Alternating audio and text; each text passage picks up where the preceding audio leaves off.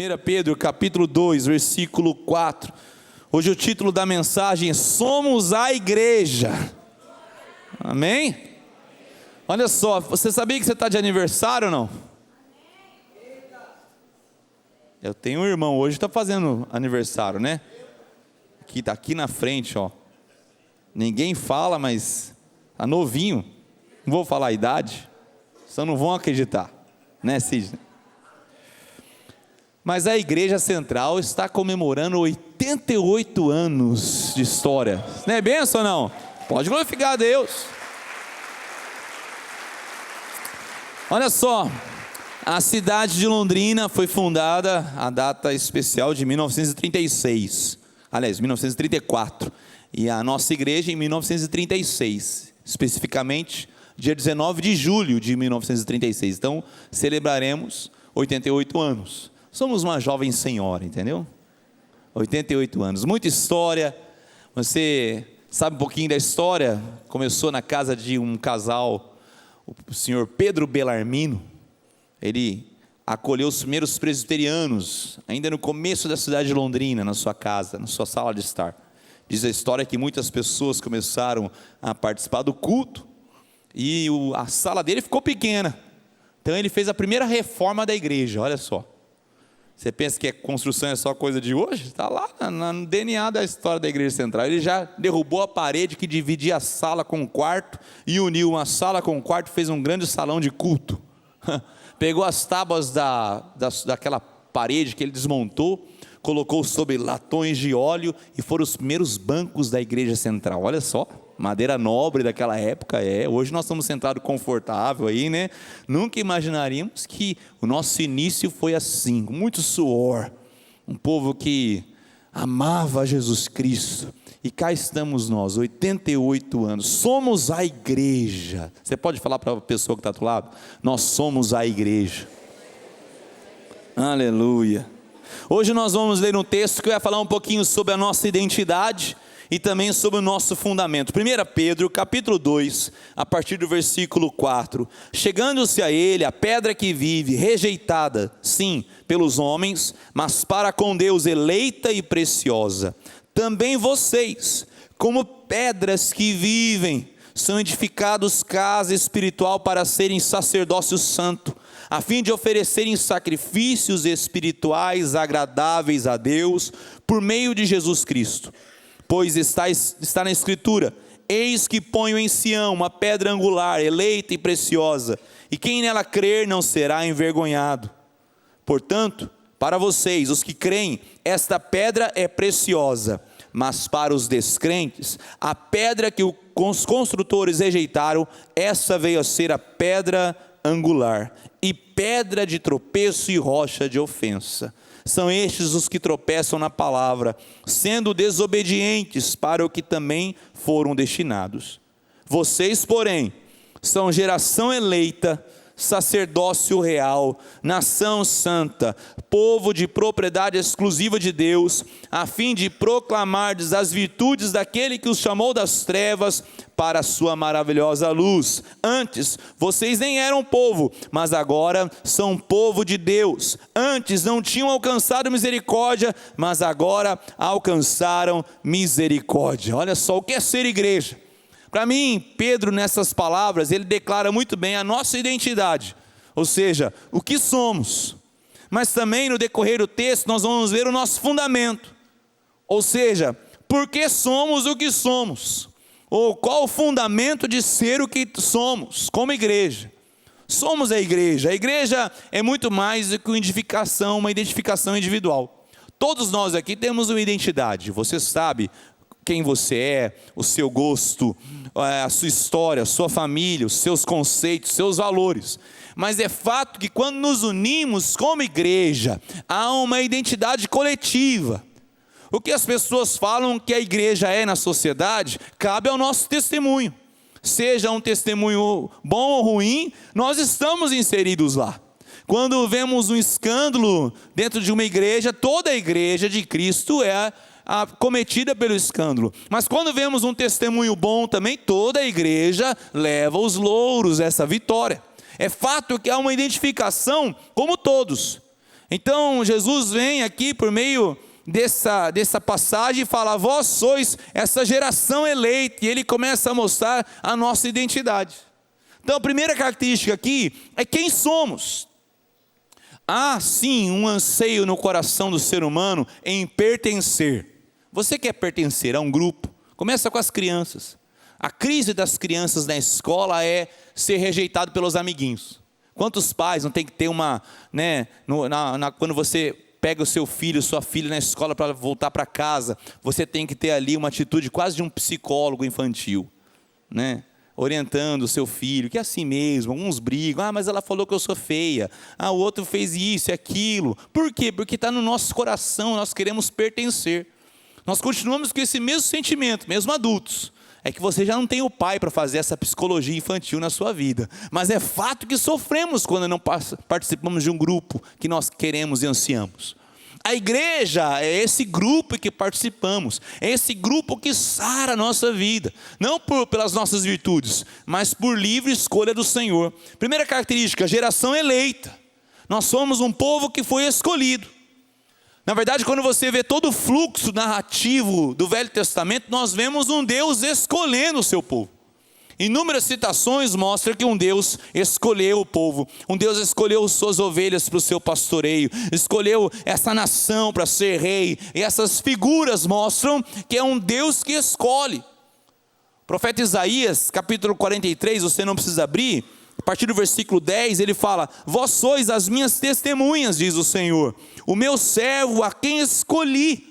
É Deus que escolhe, para que o saibais, e me creiais, e entendais que sou eu mesmo, e que antes de mim Deus nenhum se formou, e depois de mim nenhum haverá. Eu sou o Senhor, e fora de mim não há Salvador. Eu anunciei salvação, realizei-a, e a fiz ouvir. Deus estranho não houve entre vós, pois vós sois as minhas testemunhas, diz o Senhor. Eu sou Deus, ainda antes que houvesse dia, eu era, e nenhum há que possa livrar alguém das minhas mãos. Agindo eu, quem o impedirá? Fica claro que ele escolhe para si o seu povo. Quando vemos a história do Velho Testamento, vemos que após a queda, o que eu falo que houve uma espiral em decadência. O povo tentou, pelas suas próprias habilidades, dar uma solução para um problema que era espiritual, um problema que era de Deus, nas mãos de Deus. Um grande exemplo, mais famoso da Bíblia, é a Torre de Babel. Vamos construir uma grande torre para nos livrarmos de qualquer tipo de juízo de Deus, para que o nosso nome, diz o texto, seja célebre. E ali houve confusão entre eles, eles não se entendiam mais.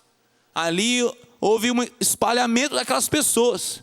Por quê? Porque eles estavam querendo fazer algo que não cabia a eles. Então Deus, por sua incrível misericórdia e amor, ele escolhe um homem chamado Abrão, depois vem chamar Abraão. E Abraão, ele sai da sua terra, da sua parentela, por escolha de Deus. Sai da sua terra, vai para a terra que eu te mostrarei. Até mesmo Abraão vem dos pagãos. É Deus escolhendo o seu povo para si. Os textos ainda no Velho Testamento, Deuteronômio capítulo 7, por exemplo, fala: não vos teve o Senhor afeição? Olha que palavra linda. Deus não teve afeição por vocês, nem vos escolheu porque fosses muito numerosos do que qualquer povo, pois eres o menor de todos os povos, mas escolheu porque o Senhor vos amava. Ou seja, por que Deus os escolheu? Simplesmente porque Ele nos ama. Não era porque era um povo numeroso, não era um povo diferenciado, um povo realmente capacitado, não, simplesmente porque Ele teve afeição. Eu amo essa palavra, afeição.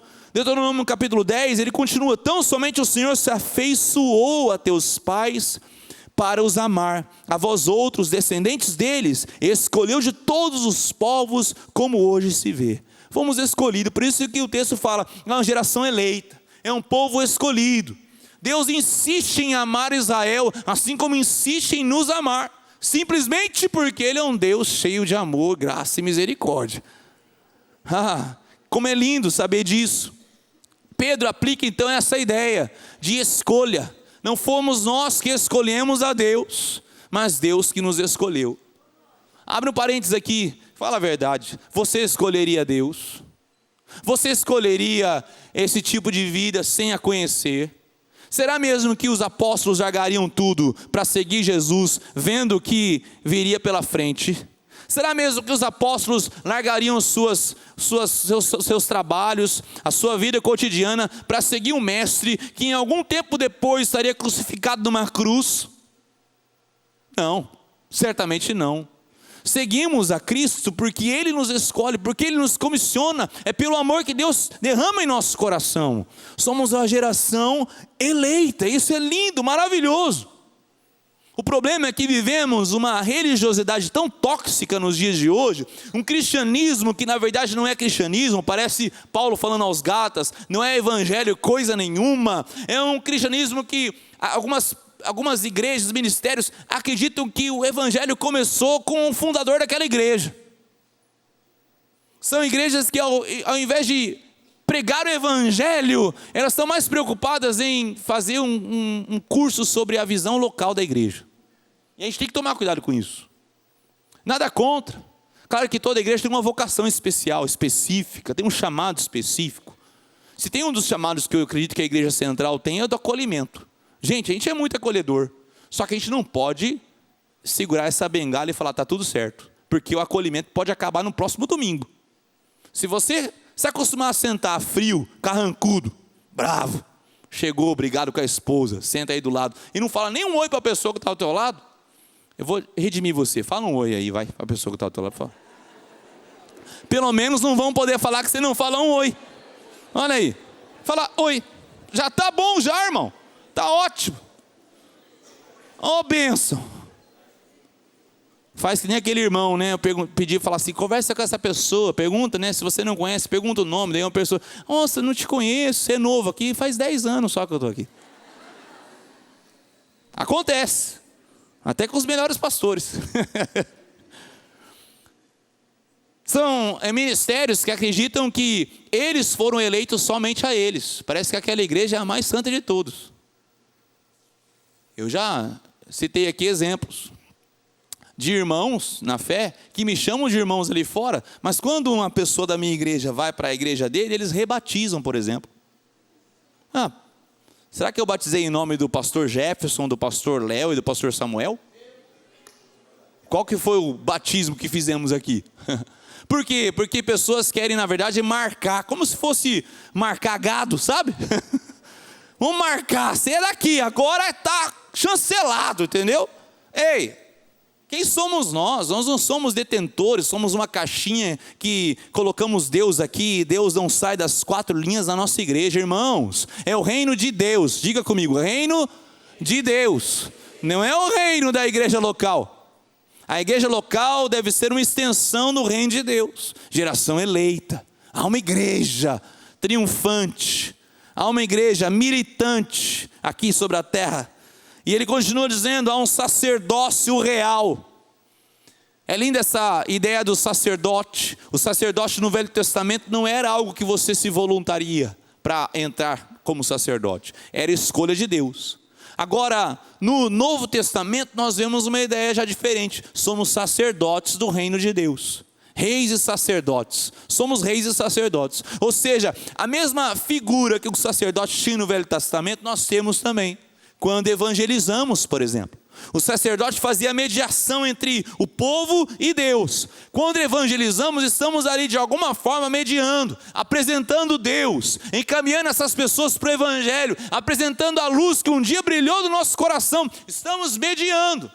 Nós não somos o mediador que é só Jesus Cristo, mas de certa forma, quando oramos por alguém, nós estamos ali fazendo essa intercessão por essa pessoa, conectando ela com os céus, orando, clamando ao Senhor. Essa é a geração que é escolhida e que é sacerdócio real. Quando eu e você oramos na nossa célula, estamos ali sendo sacerdotes. Os homens que estão presentes, falando do Ministério Família, tem um curso que é Homem ao Máximo. Uma das lições é uma pergunta: há um sacerdote no lar? Ou seja, não tem como eu e você nos desviarmos dessa função. Não tem como você terceirizar essa função, homem. Você e eu somos sacerdotes. Ou estamos executando ou não, mas que somos. Representantes de Deus dentro da nossa casa. E deveríamos tomar mais essa função no dia a dia como sacerdotes, homens que oram. Homens que não falam, não, vou ficar em casa para assistir o jogo do Corinthians. E não está valendo a pena mesmo ficar baixejo. Não vou nem comentar, viu? Nós vamos fazer uma oração pelos corintianos aqui. Que é isso, hein? Nem eu que sou flamenguista, que estou vendo todo mundo lá de cima, estou assistindo o jogo, irmão. Entendeu? Ô glória! Deus está falando aí, irmão.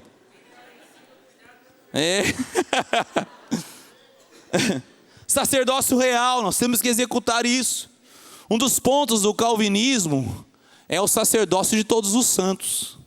Essa ideia desvinculou a igreja de uma classe clerical escolhida, diferenciada, santificada pela instituição chamada igreja. Ela tirou essa dependência. Tem pessoas que não se convertem a Jesus, se convertem ao líder, ao pastor, à pastora e assim por diante. Eu entendo que no processo de evangelismo as pessoas se conectam conosco, isso é natural. Por isso que a gente tem que mostrar o nosso testemunho. Mas eu e você temos a responsabilidade de encaminhar essas pessoas para Jesus. E você que é da igreja central, olha bem para mim. Olha para Jesus, irmão. Lembra quando Pedro, naquela oração da hora nona, no templo, na porta do templo chamado Formosa, ele olhou para aquele paralítico, coxo, e disse, olha para nós. Era o seguinte, olha para nós, eu não tenho nada para te oferecer, eu não tenho ouro, não tenho prata, eu não tenho as condições para te abençoar, eu não tenho esse poder, eu não sou mestre, mas aquilo que um dia eu recebi, isso eu também te dou, levanta e anda em nome de Jesus, o Nazareno. É isso que eu e você temos que fazer, espelhar o sacerdócio real para as pessoas. E ele fala que nós somos uma nação santa. Santidade, você sabe que é esse termo de estar separado, de forma exclusiva. Tem uma frase famosa que eu vou citar aqui, que até hoje eu não sei de quem que é. Fiz uma pesquisa, mas tem 10 pessoas que falam que a frase é dela, ou seja, não deve ser de ninguém. Que diz, santo não é aquele que sempre está limpo, mas aquele que sempre se lava. Santidade não é a perfeição, a pessoa que é perfeita, que está sempre limpo, mas aquele que sempre se lava. Santo é aquele que sempre cai e cai em arrependimento diante do Senhor. Não é à toa que a palavra do Senhor diz que Davi era um homem segundo o coração de Deus. Quando você vê Davi, você vê uma incoerência, porque Davi foi assassino, adúltero e tantos outros problemas, de caráter até mesmo. Davi não soube pastorear bem a sua família, seus filhos se perderam, mas ele era um homem segundo o coração de Deus, porque Deus não procura perfeição, Deus procura um coração honesto, quebrantado e vulnerável. Santo não é aquele que sempre está limpo, mas aquele que sempre se lava. No Velho Testamento nós vemos exemplos disso. Sabia que no tabernáculo, os elementos que eram usados por tabernáculo eram separados, santificados. Até a pá, preste atenção, a pá que limpava o altar, tirava as cinzas, era algo exclusivo para isso. Eles pegavam aquela pá para limpar as cinzas do altar, e acabado de limpar as cinzas do altar, essa pá tinha que ser colocada de volta no seu lugar, porque ela só poderia ser usada exclusivamente para isso. Quando o texto diz que nós somos nação santa, nós somos uma nação exclusiva para o uso de Deus. Diz amém, por favor. Só para Ele.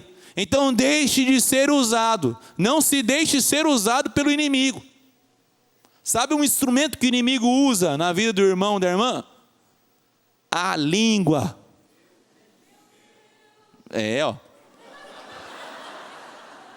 Essa aí foi usada para cantar, irmã. Essa aí foi benção. Essa aí não foi o inimigo, não. Tão afinado assim. Meu Deus, que é isso? Ô louco, essa aí foi a glória do Senhor manifesta entre nós, né? Essa aí você deixa Deus usar, irmã. Toma conta. Agora tem umas línguas aí que eu estou falando diferente, não é essa do meu Deus aí não, tá? Essa afinada aí não. Estou falando aquela língua afiada, sabe aquela língua? Tem uns irmãos, umas irmãs aí que eles não são fofoqueiros, eles compartilham motivos de oração. Já muda até.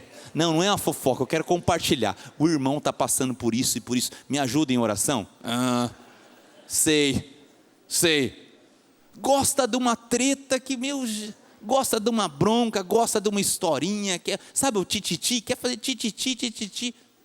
Em vez de, vamos parar com isso agora? Vamos parar com essa história, vamos chamar os envolvidos agora, vamos resolver isso, porque isso pode matar vários corações. É um dos instrumentos que o inimigo tem usado na nossa vida. Mas nós temos que ser lembrados que nós somos nação santa, povo exclusivo para o uso do Senhor. Agora, a santidade fala de honestidade.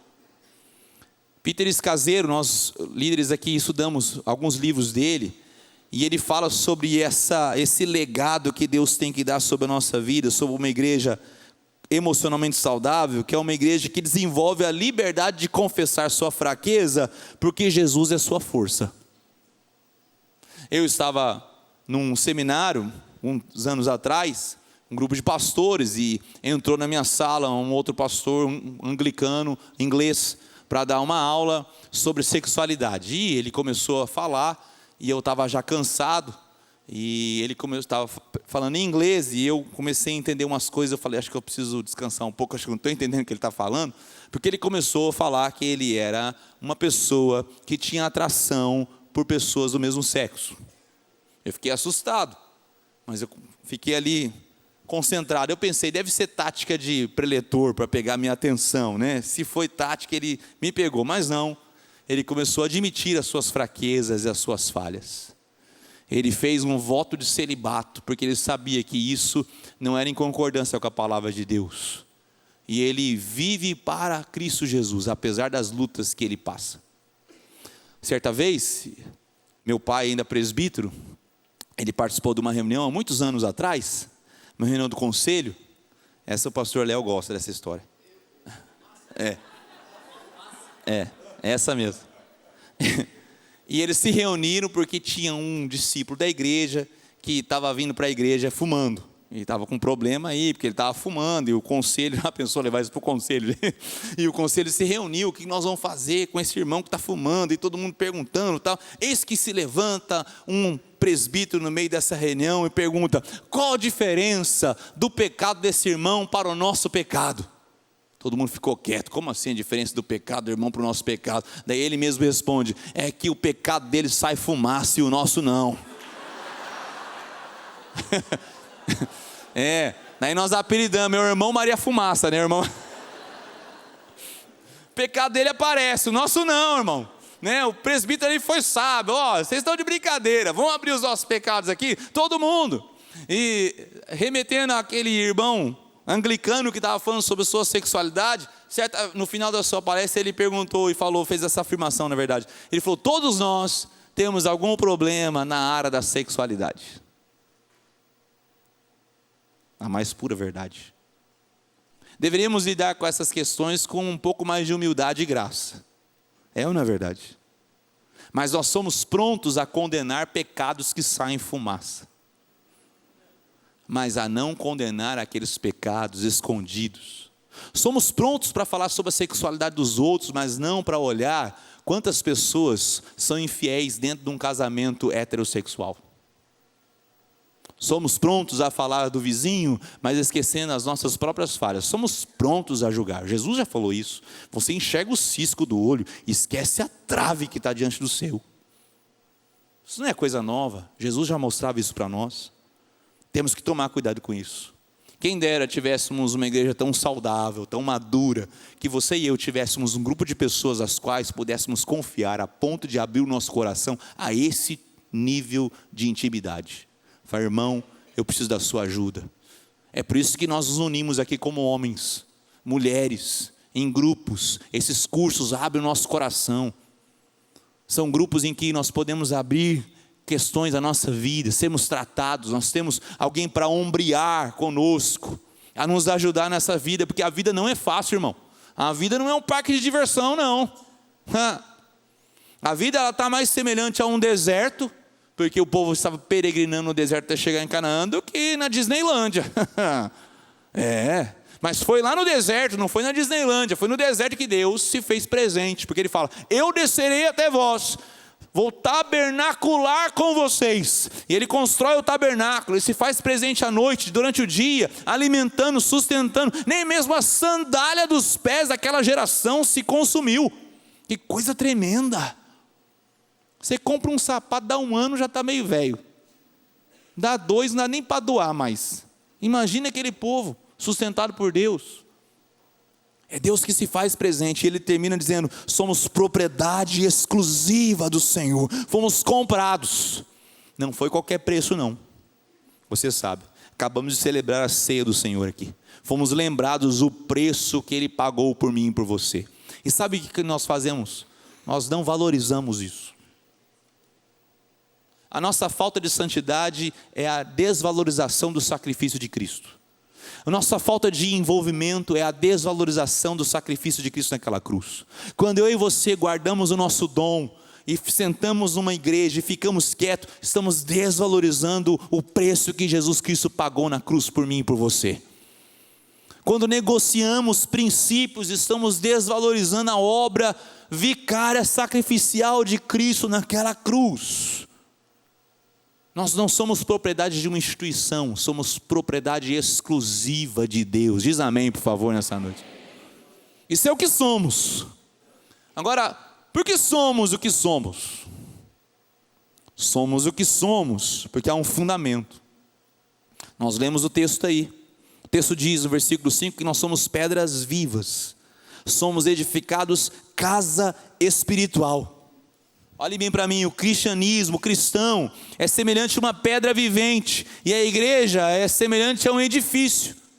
Não existe cristianismo individualizado, não tem como. Todas as figuras de linguagem que se usam na palavra de Deus é de comunidade, e tem gente que insiste em viver sozinho. Ah não, eu não gosto da igreja, eu também não gosto e estou aqui.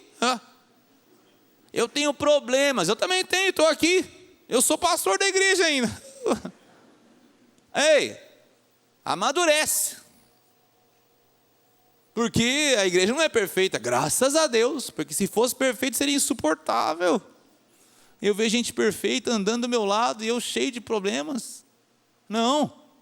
Mas ela fala dessa comunidade, dessa unidade. Há um comentarista, Cranfield, que ele fala que o cristão independente, o cristão que anda sozinho, que se diz cristão, mas que se crê muito superior para pertencer à igreja visível, estabelecida sobre a terra em qualquer uma de suas formas, é uma contradição. Esse cristão que vive sozinho é uma contradição. Para cumprir o propósito, então, não tem que permanecer solitário, mas sim incorporar-se a uma estrutura maior. Quando eu e você estamos querendo vencer uma guerra, nós nos alistamos a um exército. Ninguém vence uma guerra sozinho. Ninguém, soldado solitário é presa fácil. Nós temos que nos alistar por uma causa, por uma inquietação que há no nosso coração. Você pode até se aproximar de uma igreja por uma obra social. Eles fazem isso de bem na sociedade, então eu quero me alistar a eles. Mas é muito maior que isso. E tem que ser muito maior que isso. A igreja é um organismo vivo. E ele faz a referência não só que nós somos essas pedras vivas, edificados como casa espiritual, mas somos edificados sobre uma pedra chamada pedra angular. Aqui existem várias definições para pedra angular, mas a que eu acho mais bonita é aquela pedra de esquina que os construtores usavam como marco, como pedra de lançamento, a pedra fundamental da obra. Era lá bem talhada em ângulos bem retos, para que ela fosse colocada a primeira pedra naquela edificação, e toda a edificação era medida a partir daquela pedra. Então se você fosse fazer uma parede aqui, ela teria que ser medida a partir daquela pedra, para que a sua obra pudesse crescer no prumo, edificada corretamente. Ele fala, essa pedra que os construtores rejeitaram, é a pedra fundamental. Foi pedra de tropeço para alguns, mas é a pedra angular, pedra de salvação, pedra de escape para aqueles que são salvos. Então eu e você somos edificados, construídos a partir da pedra fundamental, angular, que se chama Jesus Cristo, nosso Senhor e Salvador. A igreja tem que ser medida e sempre medida. Nós temos que ter uma trena nas mãos, medindo com Jesus, se a minha vida está justa com Jesus Cristo. Ei! A nossa lealdade, ela vai a Jesus e a sua palavra. É claro que entendemos essa questão de honrar liderança, mas a liderança também deve ser criticada, porque a liderança não é a pedra fundamental, é Jesus. Então eu, como pastor, também sou ovelha. Eu também tenho que medir a minha vida por Jesus. Deixa eu ver se essa parede que eu construí, essa ponte que eu construí na minha história, ela está alinhada com os valores de Cristo Jesus. Deixa eu ver se a minha sexualidade está alinhada, a minha paternidade está alinhada, o meu ministério, a minha vida está alinhada, o meu casamento, os meus filhos estão alinhados com a pedra angular que é Jesus. Todos temos uma pedra angular. Se a sua pedra angular for a beleza, por exemplo, ô irmã, haja botox, hein? Meu Jesus. Os irmãos aí calvos, haja viagem para a Turquia, hein? Tem umas promoções aí, tem um pessoal querendo me levar, não sei porquê. Vou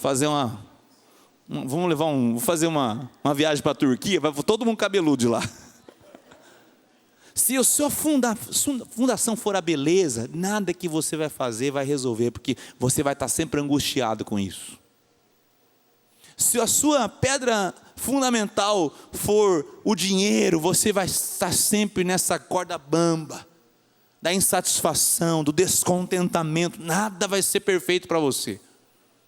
Agora, se a sua pedra fundamental for Jesus Cristo, o dinheiro vai te servir, as coisas deste mundo não vão brilhar mais do que elas devem brilhar aos nossos olhos.